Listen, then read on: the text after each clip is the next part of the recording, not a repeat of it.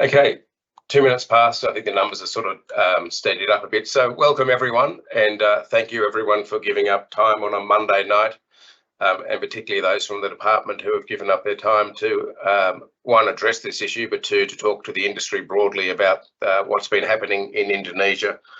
I'll just refresh how we started this task force some 18 months ago, when lumpy skin was first detected in Indonesia back in, I'm going to say, March last year.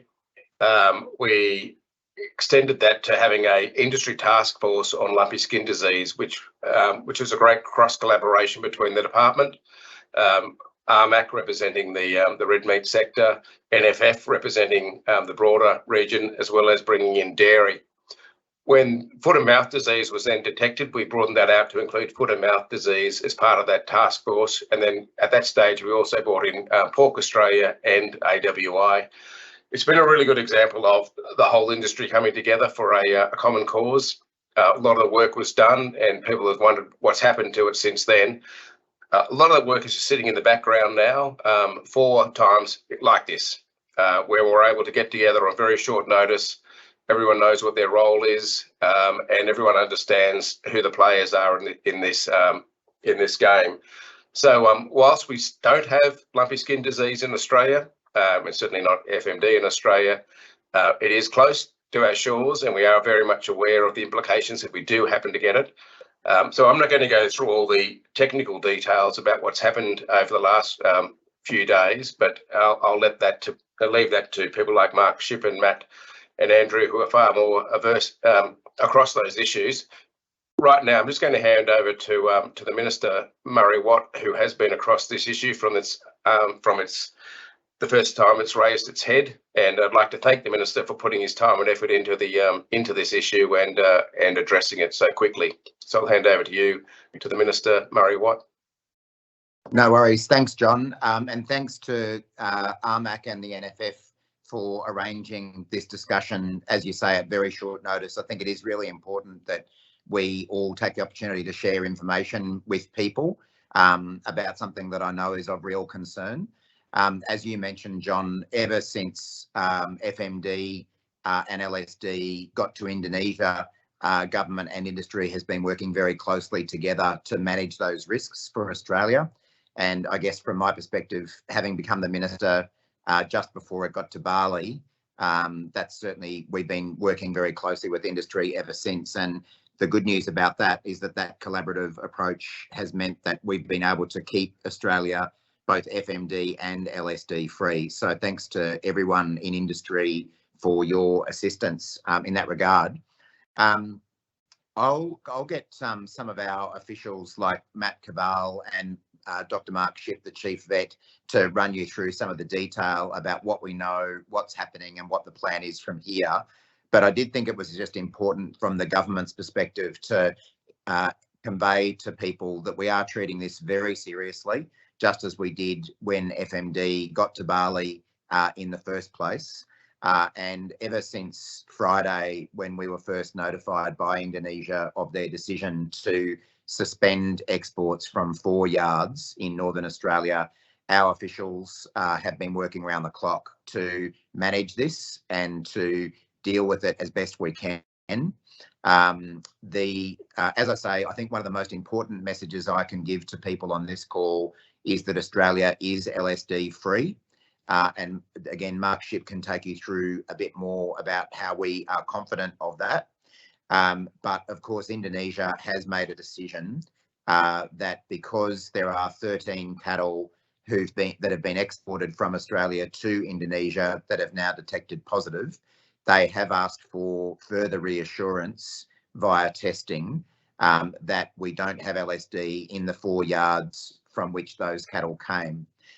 We've been working with Indonesia now for a couple of weeks since those detections of those 13 cattle occurred. We were hoping to be able to persuade them and convince them and show them that we don't have LSD in Australia and that we don't have it at those yards. But they've obviously got the right to make their own decisions. And as I say, they have sought that further reassurance from us via testing of cattle in those 4 yards. And that testing has begun today. arrangements were made over the weekend once we were advised of this to get that testing started. And I've certainly asked the department to get that done as quickly as we possibly can, and to advise me of anything that could be done to make that even faster than we already think it will be, because we know that we need to get this done quickly and to have those 4 yards operational again. I think one of the other things to note is that while exports from 4 yards have been suspended until that testing is completed, the live cattle trade from Australia to Indonesia remains open, and there are yards that are continuing to operate with an intention to export, and there's been no suggestion from Indonesia that this suspension will apply to other facilities. It's only these 4 where cattle have come from that have now been detected as having LSD. And we think that the most likely issue or situation has been that those cattle have contracted LSD after their arrival in Indonesia, which of course has LSD unfortunately widespread. But as I say, what Indonesia has asked us to do is to provide that further reassurance to them through testing. But as I say, there's certainly no suggestion of an outright ban or suspension of live cattle exports to Indonesia. It's only for these 4 yards. And in addition, there's been no suggestion from Indonesia or any other trading partner of a suspension of exports of processed meat. There's been no suggestion of an impact on the dairy industry or any other part of the wider cattle industry. But of course, we're conscious that we need to get this done as quickly as possible to ensure that our LSD-free status is understood very widely right around the world. In terms of how we're handling this, the other thing that is really important, I think, for all of us to do, and particularly those of us in government or industry bodies, is to handle it in a respectful manner with the Indonesian authorities. And you will have seen that any public statements that government officials, including myself or industry bodies, have made have been done in that tone. We see this as a biosecurity or market access issue, not as a diplomatic or political issue. There is no suggestion whatsoever that this is an act of a political act from the Indonesian government. It's simply a biosecurity issue from their perspective and from ours, and we're handling it that way.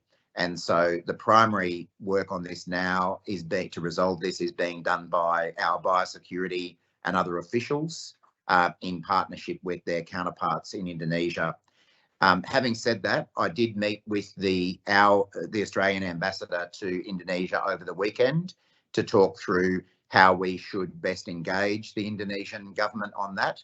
And she has taken the steps at her end to engage with her contacts in the Indonesian government. But as I say, I think it's really important that we acknowledge that this is not a political response and should be treated as a biosecurity or technical issue. And for that reason, we will continue to operate respectfully with Indonesia, who is, of course, a really valued trading partner and regional partner more generally. I've also explained our approach, including the way we intend to resolve it, to the federal opposition and to a number of independent members of parliament who've got an interest in this. And fortunately, to date, they have followed that respectful, constructive approach as well, and we certainly hope to keep it that way. Just to wrap up, I mean, the reality is that we do need to meet these requirements that Indonesia has set. And as I say, we're already onto it. We were onto it pretty much from the moment that Indonesia advised us on Friday afternoon. We'll keep getting onto it because we know that this has consequences for people, and we want to resolve the situation as quickly as we possibly can. So again, I've made very clear to the department that my expectation that we do everything we possibly can to resolve this quickly, and that they should let me know if there's anything additional that could be done to resolve it more quickly. But they're hard at work to resolve it, and they didn't really have a weekend. And I know there's probably a lot of people in industry who didn't have much of a weekend because of this as well. And I know there's a lot of nervousness out there. So again, thanks to RMAC and the NFF for bringing this together so that we can share what information we have with you and hopefully demonstrate to you what we're planning to do to resolve it. Because I think that these sort of forums that we did when FMD first got to Bali last year were very helpful in conveying accurate information to people and to give people some confidence that it was being dealt with at the highest levels of government. I might leave it at that, John, but I can stick around for a few more minutes if that's useful. Great, thanks, Minister. Thank you for that summary. I should have outlined at the start that Andrew McDonald is filling in for Dr. Chris Parker, who's normally on these calls. If you're not aware of Andrew, he's senior within the Department of Agriculture, and along with Matt Covell, that most people would know from his various roles over the time within the department. I think I've been dealing with Matt personally for close to 15 plus years. So yeah. So the format tonight will be a discussion from an overview from Dr. Mark Shipp, the Chief Veterinary Officer. We'll then hand over to Fiona. We'll then have an opportunity for question and answer at the end of it, 15 minutes. But there is also the opportunity to put your Q&As in the tab to the side if you wanted to do anything. I might encourage you, if you've got a question directly for the Minister who has to leave in a few minutes, just to put a question, if it's directly to the Minister, in that Q&A section now, rather than waiting, because he has other commitments that we need to go to. So if you can do that, but immediately now I'll hand over to Dr. Mark Shipp, a face that's well known to most or all of you as our Chief Veterinary Officer.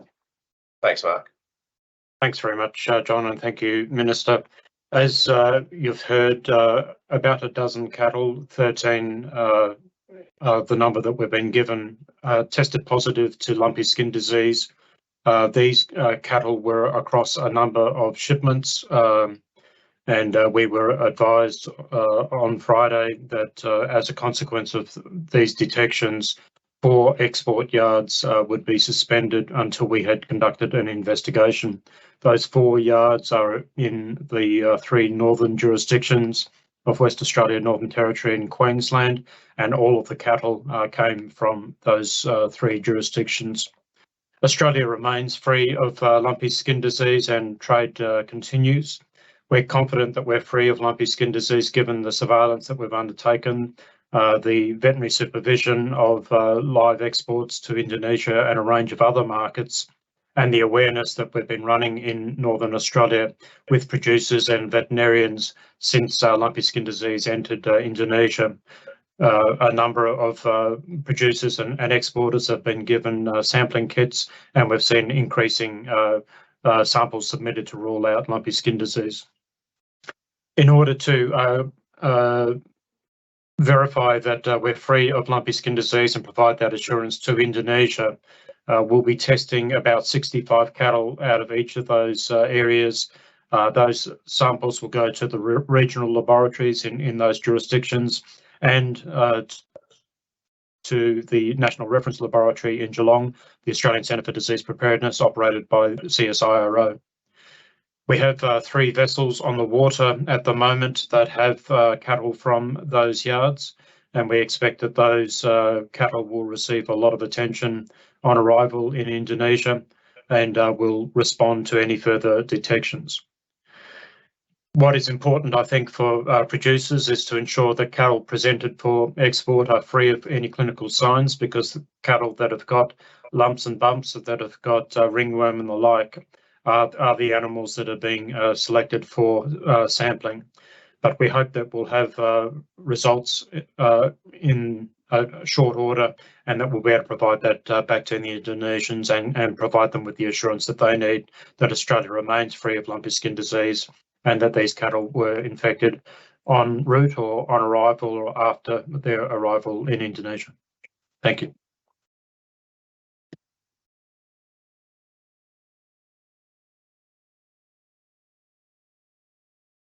I think you might be on mute there, John. Yeah, thank you.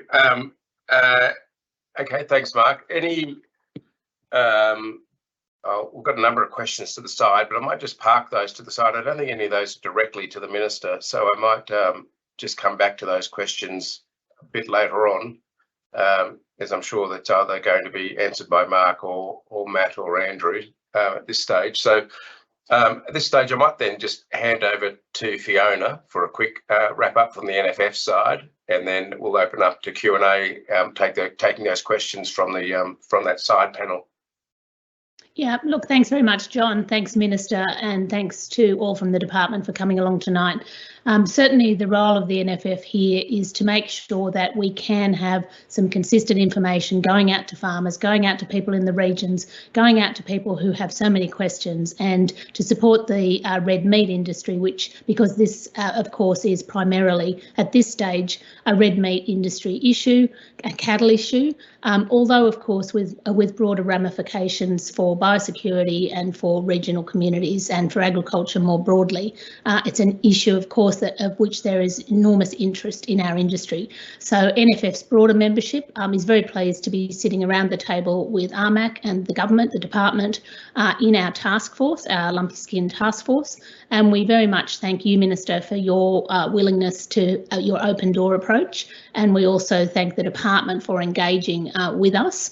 As the Minister says, it has been pretty much consistent over the weekend for many people as this has started to unfold. But it's very, very important that we can make sure that people get the information as they need it and have the opportunity to ask their questions, which is what's happening tonight. Our committees at NFF with our members continue to meet, and we'll talk more broadly about some of the issues, but in the first order, it is about engaging in that task force, in the RMAC task force, and making sure that we can collaborate and communicate as necessary to our broader membership. John, I'll leave it at there at the moment, and I'm sure there are plenty of questions to ask. And you're muted. To get unmuted. Thanks, Fiona, and thank you for the NFF support on this as well. So, okay, a couple of questions. I'll just start at the top. Do we know when the cattle were shipped to Indonesia, and beside that, how long do we know that they were in the country for before they have tested positive? So, John, Sorry, John, I might just have to bail out at this point. I'm in Parliament at the moment. Yeah. Got to get back to that, but I think most of the questions seem like they'd be probably better answered by the officials than me anyway. But yeah, thanks very much for the opportunity to be part of it. Thanks, Minister. Thanks. Speak to you. See you. Hi, John, I can answer that. So the cattle that have tested positive were part of multiple consignments that have been exported to Indonesia over the past month.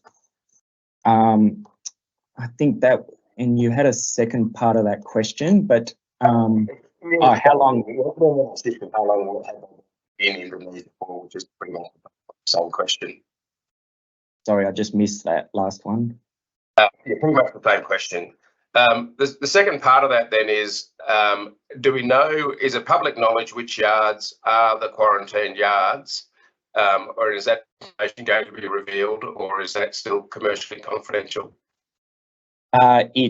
It is commercially confidential, and it relates to our regulatory engagement with the owners, but we can express that there's 4 yards that span across Northern Australia in WA, the NT and Queensland. Okay. I should also emphasise, John, that there are other export establishments that have been approved by Indonesia that can be utilised. They may not be as convenient as those that have been impacted, but there are others available. And a question from David Connolly from the NTCA, known to most of us. The livestock owners in some of these quarantine yards are feeling unloved and will be out of pocket during this process. Despite the assurances, can you get clarity for these livestock owners for what will happen to those cattle and any compensation? Because at the moment they're not sure where they're what's actually happening in terms of movements going forward. I can say that we are engaging with them. Both myself and my staff have been reaching out. In terms of the precise processes and options for those individuals. We're still working through on a case-by-case basis. In terms of what might happen in a longer time frame, those things are still to be worked out. We're trying to get the investigation underway and work through these things as quickly as possible, but there will be a little bit of uncertainty as we figure it all out. Thank you. I think Mark made the comment yesterday that there is nothing that the Commonwealth or the states can do in terms of restricting movements of these cattle, because there simply isn't a disease outbreak in the Australian system. So therefore, none of the protocols about disease containment kick in at this point. Mark, do you want to just elaborate more articulately than me on that point? As we don't have a suspicion of disease here ourselves, we're not able to impose quarantine or movement restrictions. This is posing to be a little challenge, because we've got cattle that are in yards that are of concern to Indonesia, and they'll obviously want us to exercise some control on the movement of those animals. So we're getting some advice at the moment as to what's the best approach, and I'm not sure, Andrew, whether we've received that advice as yet. That's something still in train, Mark.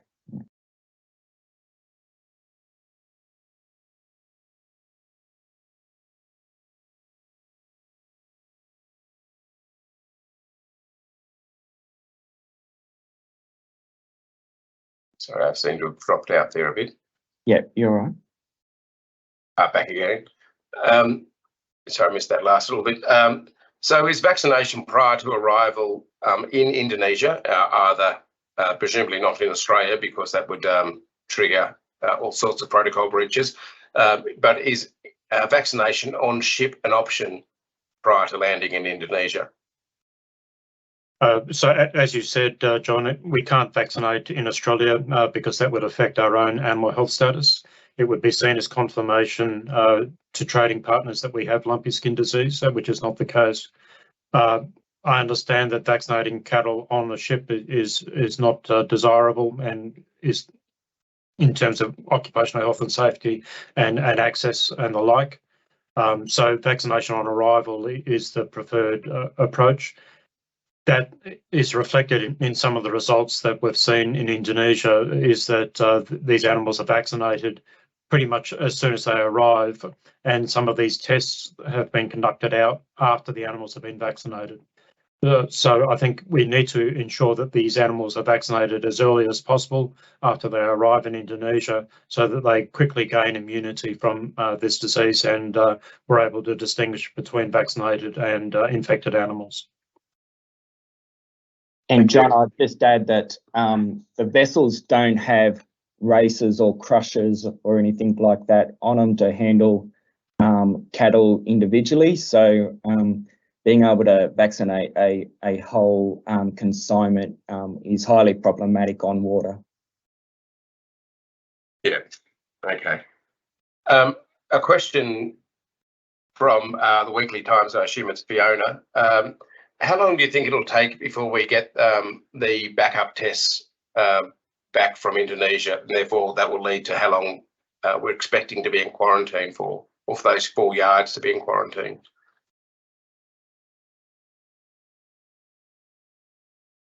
I think, sorry, Mark. No, go ahead. I thought it was directed to Fiona, sorry. Yeah, so in terms of, we're working to produce the results, take the tests and produce the results through our Australian laboratories as quickly as possible, and then move to presenting those results to the relevant Indonesian authorities as soon as they're available. It is really important for us to do that in a thorough and careful way, and it's quite challenging for us to say exactly how long that will take, and we also need to be respectful and mindful that Indonesia needs to be accepting of those results. to enable us to continue to resume a full trade from all parts of the supply chain. Thank you. So, so just to follow up, are you thinking that could be days, weeks, or possibly months? If you're you put your best guesstimate on it and not hold you to it. Well, to be honest, we're not really going to guesstimate, because it will be done properly and thoroughly, and then we'll present those results when they're available. But it's not appropriate for us to put a time frame on it, because things happen and things change. Thank you. A question for Mark, probably. What is the what's the current estimate of false positives on LSD tests at the moment? So the test has a specificity of 99% in clinical cases. So if animals are clinically showing signs of lumpy skin disease and you test them, you'll get a very high level of confidence from the test result. But if animals are not showing any signs of disease, as you'd expect in Australia, then you will get false positive results. That's why we're sending the samples to the reference laboratory in Geelong. If we do get false positives, those tests will be rerun. We are able to run tests in parallel and use a battery of tests rather than relying on one methodology, and in that way address any false positives that come up in the results that we obtained here in Australia. The situation in Indonesia is obviously quite different. Lumpy skin disease is quite prevalent there. It's quite easy to see animals that are clinically affected, and if you sample those animals with the tests available, you'd expect you'd find positive results. Yep. Okay. Thank you. I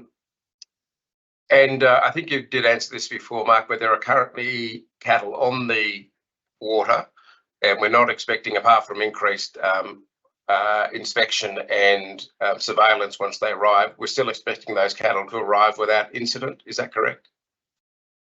So we've been advised by the Indonesian authorities that they'll allow those animals to be unloaded, but that they will be subject to scrutiny on arrival. We expect that as a consequence of that, if they follow the same procedures as they've done in the past, that there may well be additional positive results there, which we'll have to address if that is the case, that we get those results. Okay, thank you. Getting a few questions about compensation, and I think that's probably going to be a Mark or Matt, Andrew or Matt. Yeah, that is something that we haven't turned our minds to at this point in time. Our focus is on trying to meet the requirements and requests of the Indonesian authorities. Should that be something that needs consideration, we will work with government about that. Thank you. And again, probably back to Mark, do vaccinated cattle and those with the disease both show up as positives? Yes, and indeed, the vaccine strain can be spread by insects as well.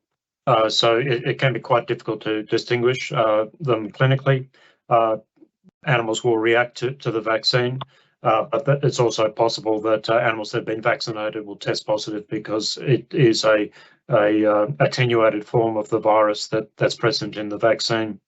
This is one of the challenges with this disease, is that the vaccine uses a live attenuated or an attenuated virus, and that was one of the reasons that we sought permission from the Parliament to bring the virus and the vaccine into the facility in Geelong, so that we could look at the purity of the vaccine and its efficacy. Thank you. Just on the number of yards in quarantine, is it actually 4 yards or 4 ownerships? Because we're just hearing that it may be actually a larger number than just 4 yards. All right, so effectively there's the process for exports, for certifying exports, occurs through a mechanism called registered establishments. There are, in essence, it is a set of yards. It can be a bigger set of yards. There's varying scales to all of this. And what happens is that they are the assembling point for the aggregation of cattle before they are trucked to the port for export. And at that assembling point, that's where the certification as to the health status and other requirements of the importing countries is or takes place. So there is 4 that we understand and have been advised of from Indonesia's perspective. Yeah, and the 4 establishments. Correct. Yeah. Okay. Thank you. Mark, a technical question again. What's the incubation period for LSD? So according to the textbooks, it's between 5 and 15 days. And that's the reason that we have this point of contention with Indonesia. They point to these results and say, well, 5 days ago, we didn't have these animals. They were in Australia. But our argument is that the testing methodology is so sensitive that it will detect animals that are infected in the early stages of infection or responding to a vaccination. So if these animals have been infected en route, as they're approaching Indonesia, during the period of unloading, during the 8 hours of trucking to the feedlots, or in the period that they're held at the feedlots before they're tested, we believe it's possible that they will become infected and respond to those blood tests before the 5 days, in which case is when you start to see the clinical signs. So we believe that as a consequence, you're seeing response to an infection in Indonesia rather than infection in Australia. Thank you. And is there any concern about cattle going into other markets, probably Vietnam being the second largest? Has there been any issues raised by the Vietnamese markets? Not to our knowledge, and as the regulator, we will continue to certify cattle for each market's requirements, and at this point in time, we have no reason to not be doing that. Yep, okay, thank you. Okay, I think we've probably answered most of the themes. I'm trying to pick up themes on these questions, so apologies if I've missed anything specifically that people wanted answered, but I'm hoping I've caught them somewhere else along the line. Some of those we probably just can't address because it goes to the heart of what Indonesia is thinking or feeling, and I don't think we probably can get into that question. So, so unless there's any other specific questions that pop up in the next 30 seconds or so, we might hand it over to Fiona to wrap up and let everyone get on with their night. So I will hand over to Fiona, but with the premise that I'll take another question if anything pressing pops up. Thank you. Not seeing anything there, John. No, over to you, Fiona. Thank you very much. Look, thank you again, everyone, for your time. I think from the questions, we really appreciated the questions, and I think you will all now appreciate some of the complexities and sensitivities of this issue. Indonesia is a very important trading partner for us.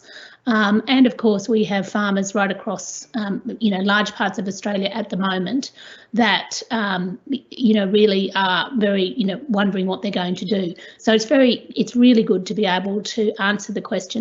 But more importantly than that, it's so important that we can continue to provide factual information and that we have a consistent communication strategy.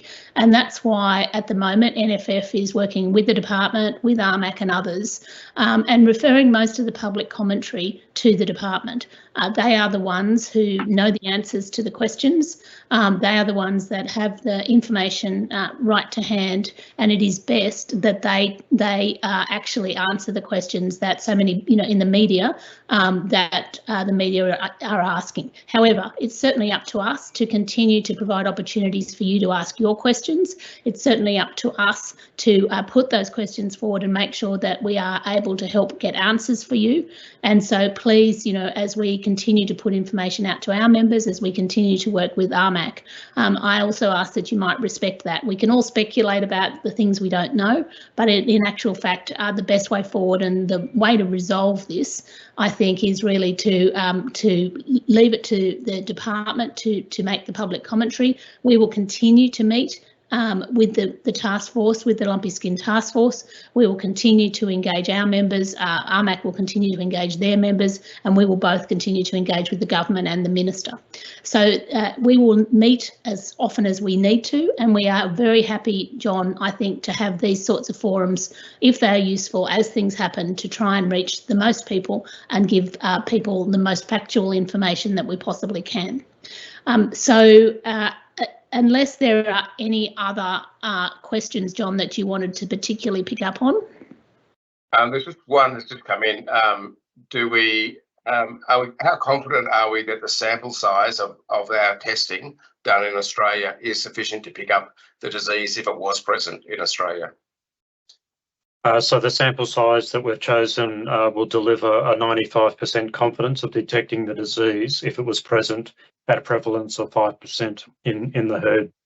So that's the reason that we've chosen that sample size. A group of epidemiologists across the 3 affected jurisdictions and the Commonwealth met together with the reference laboratory in Geelong over the weekend to develop this protocol. It was important that we be able to commence testing today, and so we've started with sampling and testing today in order to be able to quickly resolve this issue.